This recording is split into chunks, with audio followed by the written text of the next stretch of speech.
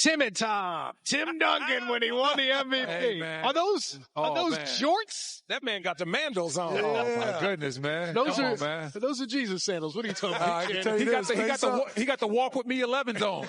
Walk with me, Lord. Why do you have the heel lock on there like some Crocs?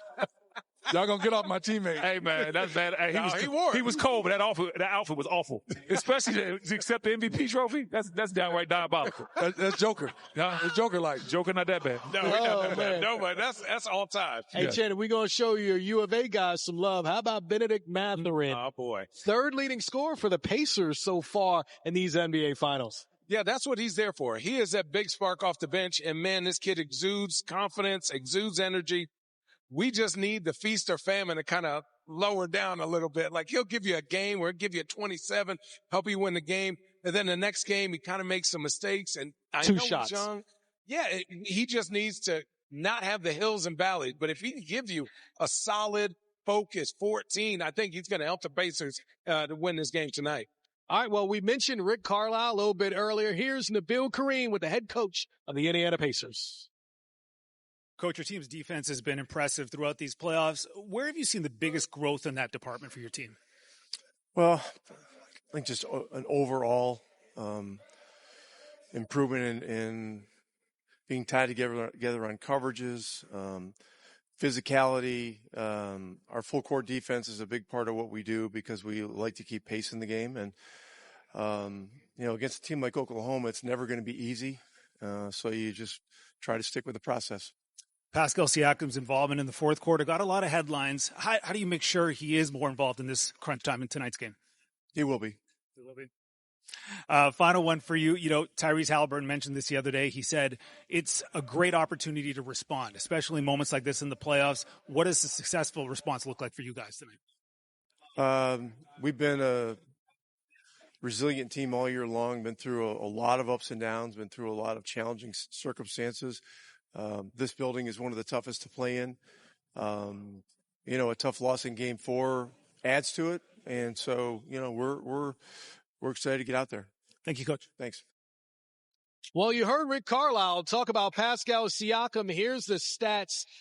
It's from Pascal Siakam. You look at the bottom of the screen. Fourth quarters in the series, just 7 shot attempts, 7 points, and 5 rebounds. Smitty, that's in 30 minutes of action in the fourth quarter of these 4 games of the NBA Finals. Yeah, it is. And sometimes even the great coaches and teammates, you have the pass first point guard, but sometimes the flow gets going, they forget about you. I think for Pascal Siakam, he has to go into the huddle and say, hey, I need that rock. I need to make plays. Because the reason why I trust him, he takes high percentage shots. He's usually driving the basketball, getting fouls, doing things like this. They got to make sure he stays engaged. He also has to make sure he stays engaged. And he has to tap Tyrese Haliburton. He has to tap Rick Carlisle and say, hey, Pascal Siakam needs to rock right here. And because he's not a guy that's going to come in and cause controversy, he plays the game the right way.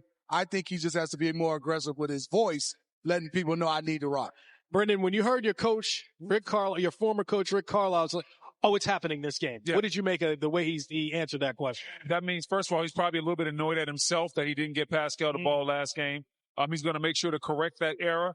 And he understands that Pascal he has the most advantages of anybody on this Pacers team. When they go small, he can go inside. He does a good job of taking up space. He has a nice fadeaway jumper. He'll lay it up, nice hook shot, great touch inside. When they go big, the bigs really can't guard him on the perimeter, so he can drive by those guys and either create space for a jump shot, get downhill and finish, or spray the ball out to the three-point line. So they understand who Pascal Siakam is. He has finals experience, winning a championship in Toronto, and they want to tap into that a lot more tonight in the fourth quarter. I think what Pascal has to do is find the right matchup and attack that as much as possible and continue to search and find.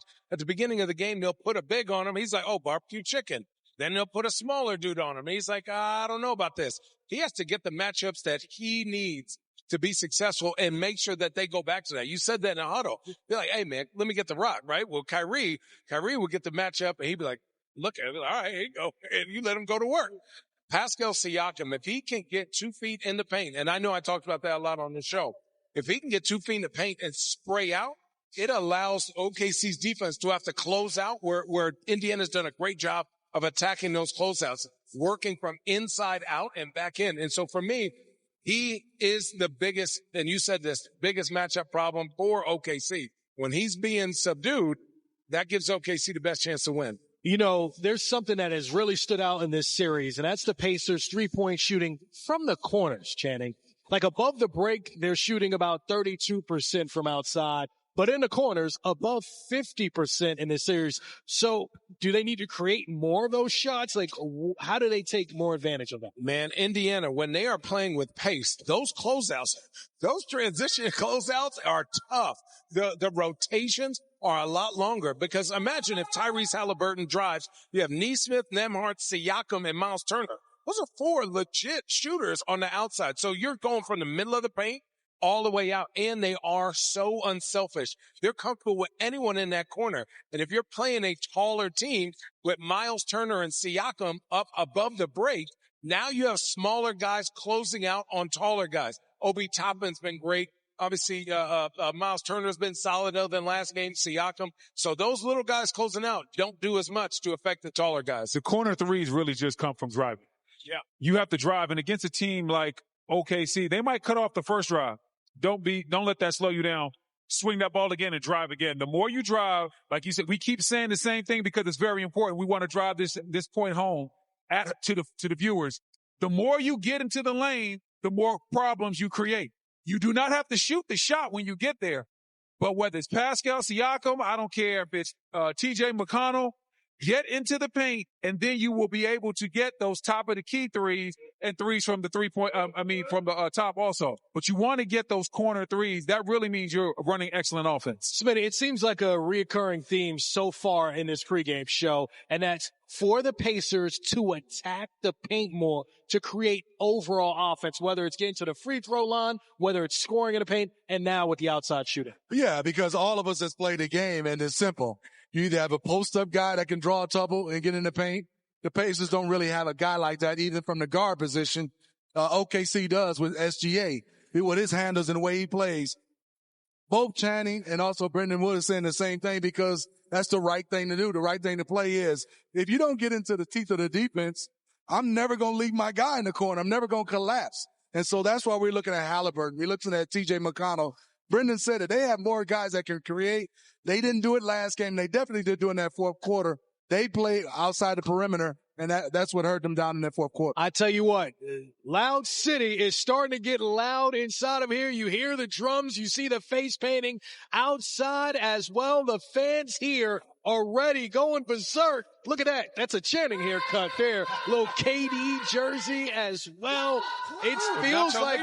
This feels like game 5 of the NBA Finals. Got that type of dog at home. Man, you better stop. Ain't no dogs allowed in my house.